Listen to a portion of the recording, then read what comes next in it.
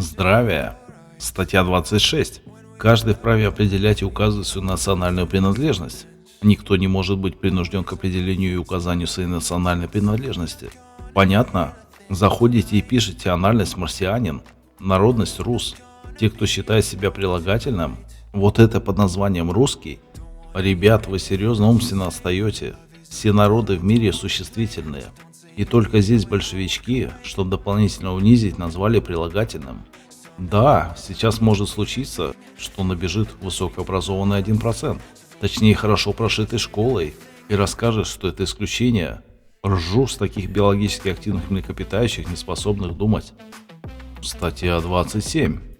Каждый, кто законно находится на территории Российской Федерации, имеет право свободно передвигаться, выбирать место пребывания и жительства. Каждый может свободно выезжать за пределы Российской Федерации.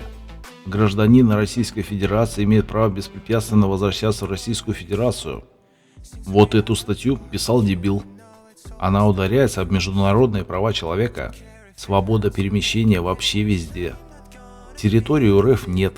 Есть только юрисдикция на морском дне. 200 миль от берега. Но об этом будет далее. Статья 28. Каждому гарантируется свобода совести, свобода вероисповедания, включая право исповедовать индивидуально или совместно с другими, любую религию или не исповедовать никакой, свободно выбирать, иметь и распространять религиозные или иные убеждения и действовать в соответствии с ними. Не каждому по факту. Посмотрите на то, как прессуют менты, мирные, заранее согласованные сходки староверов, ярмарки и прочее. Не путайте только со старообрядцами, которые 2 пальцами крестились. Но потом их всех прессанула местная кровавая сатанинская церковь византийского толка. Обряды очень радуют. Кровь и плоть Христова. Вот где фильмы про зомби снимать надо. Впрочем, я также за то, чтобы каждый сходил с ума как хочет. Статья 29. Каждому гарантируется свобода мысли и слова. Не допускается пропаганда или агитация, возбуждающая социальную, расовую, национальную или религиозную ненависть и вражду. Запрещается пропаганда социального, расового, национального, религиозного или языкового превосходства. Никто не может быть принужден к выражению своих мнений и убеждений или отказу от них. Каждый имеет право свободно искать, получать, передавать, производить и распространять информацию любым законным способом. Перечень сведений, составляющих государственную тайну, определяется федеральным законом. Гарантируется свобода массовой информации. Цензура запрещается. На бумаге все отлично. Живем, товарищи. Цензуры только как-то не хватает. По крайней мере, для обдолбанных кряклов по ящику, без конца снимающих шедевр кинематографа а-ля бандитский Петербург. Последние лет 30 по кругу под разными названиями.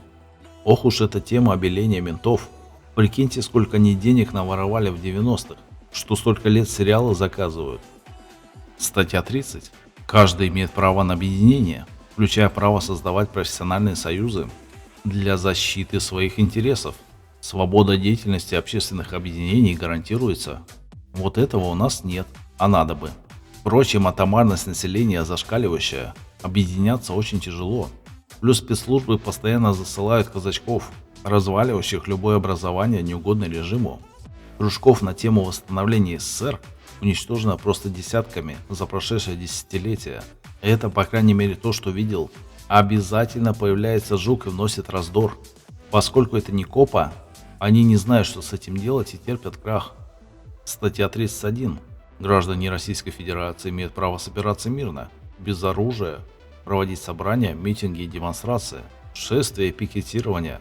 Видали, как хитро? Граждан не существует, вот и разгоняют сейчас.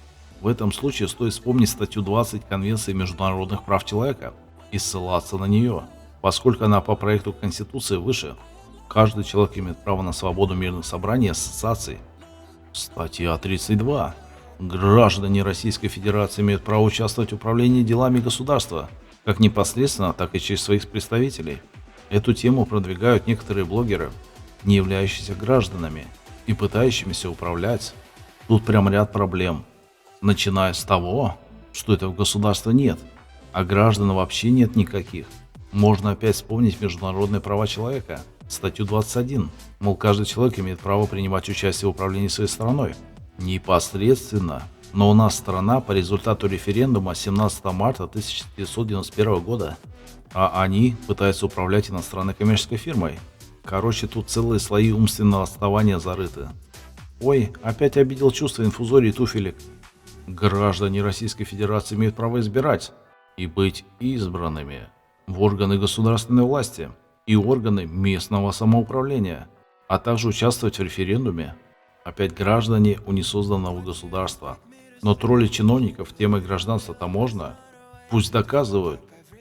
Не имеют права избирать и быть избранными граждане, признанные судом недееспособными, а также содержащиеся в местах лишения свободы по приговору суда. Поскольку граждан нет, все недееспособные сидящие могут избираться. Вопрос только куда, уточните. Граждане Российской Федерации имеют равный доступ к государственной службе. Опять права человека, статья 21. Только там человек, а тут гражданин. Граждане Российской Федерации имеют право участвовать в отправлении правосудия. Отправлении по факсу в космос. Статья 33. Граждане Российской Федерации имеют право обращаться лично, а также направлять индивидуальные и коллективные обращения в государственные органы и органы местного самоуправления. Вот поэтому к ним сейчас без сдачи анализов при входе и не попасть. Они же только граждан принимают. Опять же, коммерческая фирма, а не вот это государство. Плюс они сделали электронное государство. Вот этот сатанинский сайт госуслуг. Там еще не совсем мне понятно, что по офертам. При регистрации. Никому не советую там регистрироваться. Начнутся приколы с повестками, налогами и прочим урой. На автомате получено типа. Уже давно замечено, что робот занимается отписками на верхних уровнях. А теперь вообще идеал наступает. Искусственный интеллект будет управлять стадом. Грядет массовое сокращение штата мелких чиновников. Это даже забавно. Был такой деятель Махатма Ганди. Он лет 20 ходил по Индии и разъяснил тему ненасильственного сопротивления. Все же просто. Не работайте на их работах, не обслуживайте режим и не покупайте их товары. Забавно, от чиновников они сами избавляются, помогают нам. А по товарам, понимаю, сейчас без электроники никак.